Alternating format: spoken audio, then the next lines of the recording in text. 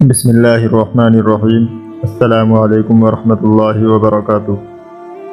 حضرت شفیع بن معطی العصبی روایت کرتے ہیں کہ آپ صلی اللہ علیہ وسلم نے ارشاد فرمایا، 4 قسم کے جہنمی اہل جہنم کے لیے اذیت پر اذیت کا باعث ہوں گے، جو حمیم یعنی کھولتے ہوئے پانی اور جحیم یعنی دہکتی ہوئی آگ کے درمیان دوڑتے ہوں گے اور موت اور ہلاکت کو پکارتے ہوں گے، جنہیں دیکھ کر اہل جہنم آپس میں کہیں گے کہ ان پر کیا مصیبت آئی کہ یہ اپنے ساتھ ہمیں بھی مصیبت در مصیبت میں مبتلا کر رہے ہیں۔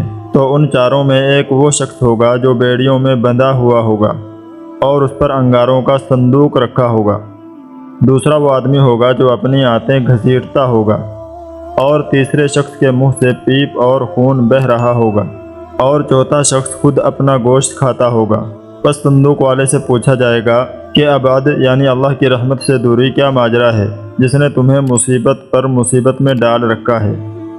وہ جواب دے گا کہ میں بد نصیب اس حال میں مرا کہ میری گردن پر لوگوں کے مالی حقوق تھے۔ پھر آنتیں گھسیٹنے والے سے اسی طرح کا سوال کیا جائے گا۔ وہ جواب دے گا کہ یہ اس کی بالکل پرواہ نہیں کرتا تھا کہ پیشاب اس کے بدن پر کہاں کہاں لگ رہا ہے۔ اس کے بعد منہ سے پیپ اور خون نکالنے والے سے اہل جہنم اسی طرح کا سوال کریں گے، تو وہ جواب میں کہے گا کہ یہ ازلی بدبخت جب کسی غلط بات کو دیکھتا تو اس سے اس طرح لطف اندوز ہوتا تھا جیسے بدکاری سے لطف حاصل کیا جاتا ہے، اور آخر میں خود اپنا گوشت کھانے والے سے صورتحال معلوم کی جائے گی تو وہ کہے گا یہ دنیا میں پیٹھ پیچھے غیبت کر کے لوگوں کا گوشت کھایا کرتا تھا اور چغلی کھانے میں دلچسپی لیتا تھا۔ اللہ تعالی ہمیں ان باتوں سے محفوظ رکھے۔ حضرت ابو ہریرہ رضی اللہ عنہ ارشاد فرماتے ہیں کہ آپ صلی اللہ علیہ وسلم نے متنبہ فرمایا کہ جو شخص دنیا میں اپنے بھائی کا گوشت کھائے یعنی غیبت کرے تو وہ گوشت قیامت کے دن اس کے قریب کیا جائے گا اور اس سے کہا جائے گا کہ جیسے دنیا میں زندگی کی حالت میں اپنے بھائی کا گوشت کھایا تھا، اب مردہ ہونے کی حالت میں بھی اس کا گوشت کھا۔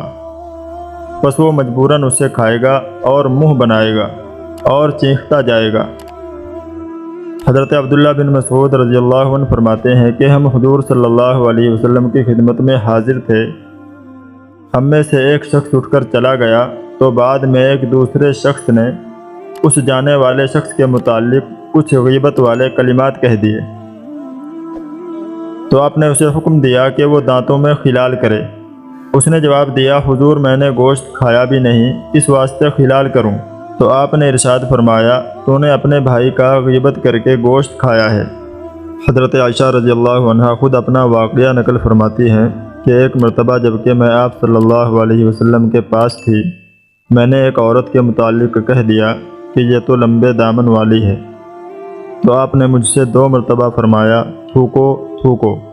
چنانچہ میں نے گوشت کا لوتھڑا تھوکا، جو کہ غیبت کے کلمے کا اثر تھا۔ حضرت جابر رضی اللہ عنہ فرماتے ہیں کہ ہم آپ صلی اللہ علیہ وسلم کی خدمت میں حاضر تھے کہ ایک بدبودار ہوا کا جھونکا آیا۔ آپ نے ارشاد فرمایا، کیا تم جانتے ہو کہ یہ کیسی ہوا ہے؟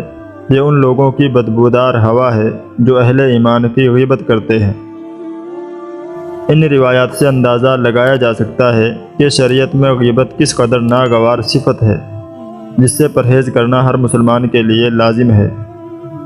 اللہ تبارک و تعالی ہمیں غیبت اور تمام برائیوں سے بچنے کی توفیق عطا فرمائے۔